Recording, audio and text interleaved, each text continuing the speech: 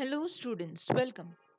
So our new topic is conservation of biodiversity. Here conservation का मतलब होता है that is protection. So we are going to talk about the protection of the biodiversity. So first of all, what exactly the biodiversity is? Biodiversity जो है एक particular area में अगर variation various number of plants various number of animals नजर आते हैं तो इसका मतलब जो है जो डिग्री ऑफ वेरिएशन है उस इकोसिस्टम में जो है वो हाई है। और बायोडाइवर्सिटी उसमें वेरिएशन होना ज़रूरी है ताकि हमारे इकोसिस्टम में जो है एक स्टेबिलिटी आ सके। जितना ज़्यादा कॉम्प्लेक्स हमारा इकोसिस्टम होगा जितनी ज़्यादा डेंसिटी होगी हमारे इकोसिस्टम में उतना ज़्यादा ही स्टेबल हमारा इकोसिस्टम होगा। ऐसे इकोसिस्टम का जो है हम हेल्दी इकोसिस्टम बोल सकते हैं। As we know that the population it is increasing day by day, so we can say it is a kind of a population explosion। और population जो है वो बढ़ती ही जा रही है, so this is called over exploitation। this is going to cause over exploitation of the resources। जब population बढ़ेगी तो ज़रूरतें भी बढ़ेगी और इसके साथ साथ जो भी resources हैं उसका जो है ज़रूरत से ज़्यादा यूज़ भी होता हुआ नजर आएगा। that is called as exploitation of resources, जिसके वजह से today we can see there is a great loss of biodiversity taking place at an alarming rate। biodiversity जो है वो बहुत ही fast reduce होती चली जा रही है as the population it is increasing। तो इसीलिए बायोडाइवर्सिटी को जो है कंजर्व करना इंपॉर्टेंट है, कंजर्वेशन इट इज इम्पॉर्टेंट। और कंजर्वेशन जो है सबसे पहले जो भी बायोडाइवर्सिटी लॉस्ट हो रही है उसको स्लो डाउन करना इंपॉर्टेंट है। बायोडाइवर्सिटी का जो एक्सप्लॉयटेशन है it should be stopped and in fact we should move in a reverse direction. जो भी नेचुरल हैबिटाट है ऑर्गेनिज्म के we should make it new, we should plant more and more trees and we should also do in situ conservation।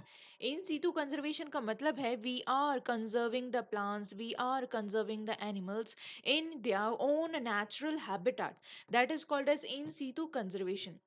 as we know that we share our planet with a huge number of plants, we huge number of animals, right? इस तरीके से हम हमारा planet बहुत सारे organisms के साथ share करते हैं, so we don't have any kind of right to harm them।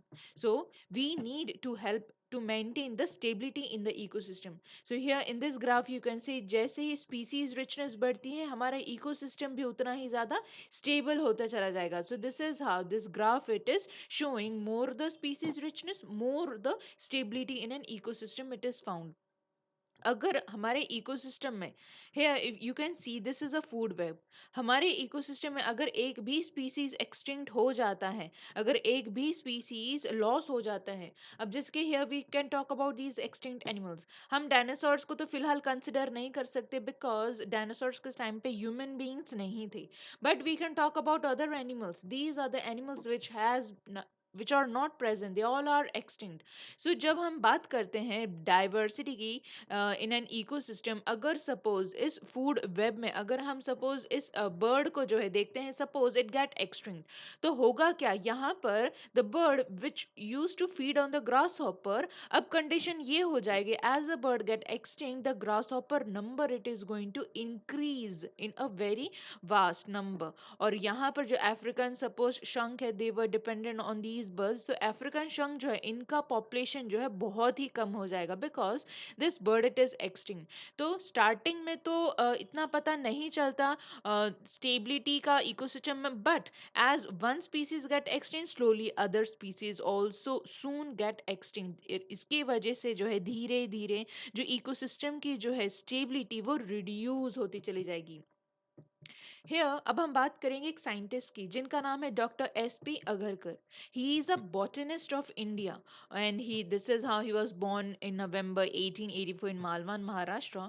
इन्होंने जो है he explored the biodiversity, he studied about the biodiversity in the western Ghats where he came across a species of freshwater jellyfish। He got to know about the freshwater jellyfish which was until then known only to be found in the Africa।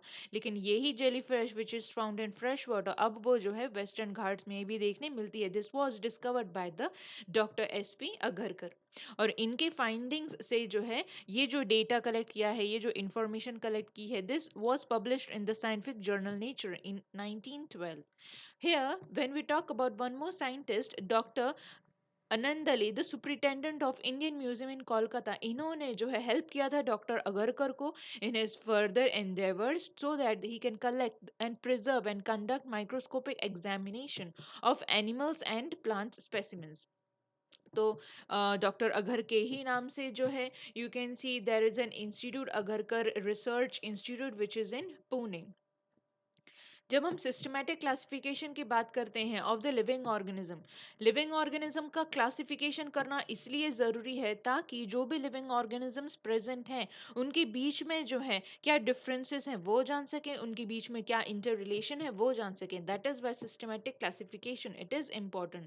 So here we are able to understand the relation between the two organisms, and here this is how we are able to study about the biodiversity. और इस तरीके से जो है we should live on this planet earth in a harmony and we should love our environment. Here अब हम बात करेंगे sacred groups के बारे में।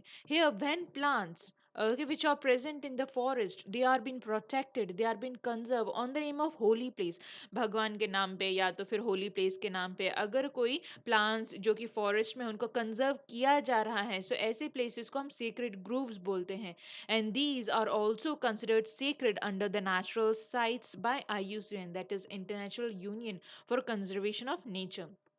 सो इस तरीके से जो है हमारा चैप्टर खत्म होता है, and thank you very much.